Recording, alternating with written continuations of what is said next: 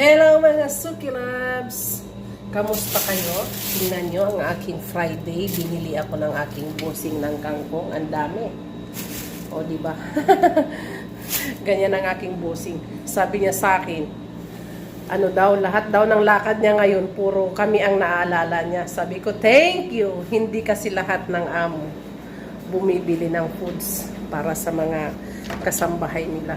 So, ayan po. Ayan, binili niya ako ng maraming chicken feet. Ayan, binili niya kami ng maraming manok. Tapos ang kanila, ito lang. Yan lang ang lulutuin ko ngayon. Gagawa lang ako ng aking seasoning para sa aking isda. O, konti na lang ang aking seafood seasoning. Masarap siya sa isda ito. Ayan, ilagay ko siya. Pakunti-kunti. Nag-mix din po ako ng mga ibang mga ibang sangkap. Ito naman lang to, yung ginawa ko lang, homemade lang din na coriander. Ginawa ko siyang powder. Ito naman, bawang. Nagginawa ko rin siyang powder. Nilalagay ko lang dito sa aking mga lumang lagayan. Yan. Ito naman, luya, ginger powder, para mawala yung lansa ng aking isda. Tapos, ito naman, fish seasoning din siya. Binili nila sa Bahrain kung pumunta sila ng Bahrain. And then, naghahalo na lang din ako ng iba. Kasi wala na akong ibang seasoning para sa aking isda. Kaya ayan, hinahalo-halo ko na lang siya. Tansyahin ko lang kung ilang piraso yung aking isda. Kasi para yun lang ang ko, titimplahin ko. Siyempre, maglalagay ng asin. Ayan ang aking asin. Lagay ko 2 kutsara. Kasi nagre-reklamo sila sa isang kutsara. Matabang daw. Yun ang sinasabi nila, matabang daw. Dapat daw lagyan ko pa ng ng asin. Siyempre, lalagyan ko rin ng paminta. Ayan. Tama na yan. Huwag masyadong marami. Para sakto lang.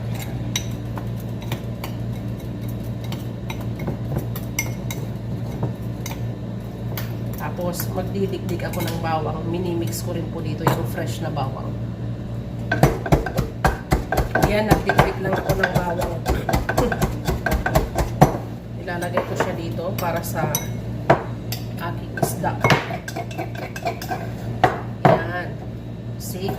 And then, ito po, lime. Ilalagay ko siya dito para pag pinahid ko siya sa isda, walang lansa. Yun po ang purpose nun. O, diba? Nasaan ang aking gloves?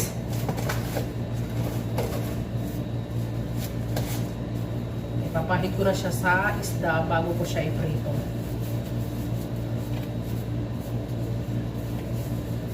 Nasaan na yung aking isda? Ayun. Yan. Bago ko siya iprito, papahiran ko ng itong sangkap niya na ginawa ko.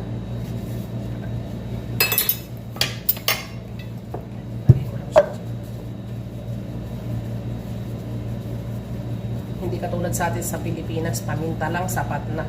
Paminta at saka asin. Diba ganon? Dito sa kanila hindi. Maraming mga cheche bureche. Maraming mga cheche bureche ang mga pagkain nila.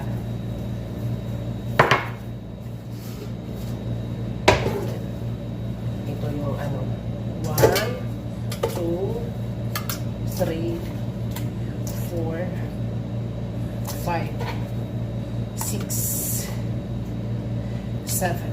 Kasi konti lang ang aking bisita ngayon.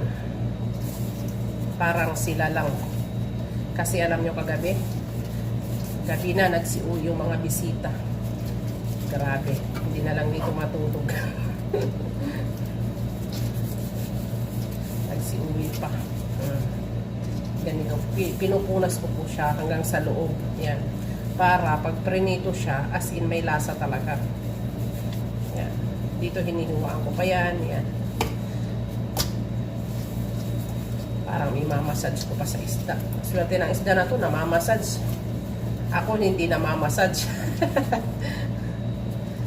Diba? Kaya pag perinito siya, as in, malasa siya talaga. O, diba?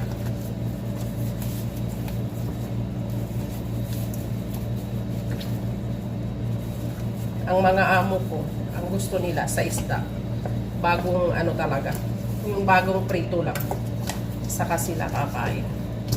Kaya dito mostly pagka nakaluto ako, hindi na ako nakakapag-video mga Suki Loves kasi dito po, pag naluto, as in, sandok po talaga agad para kumain.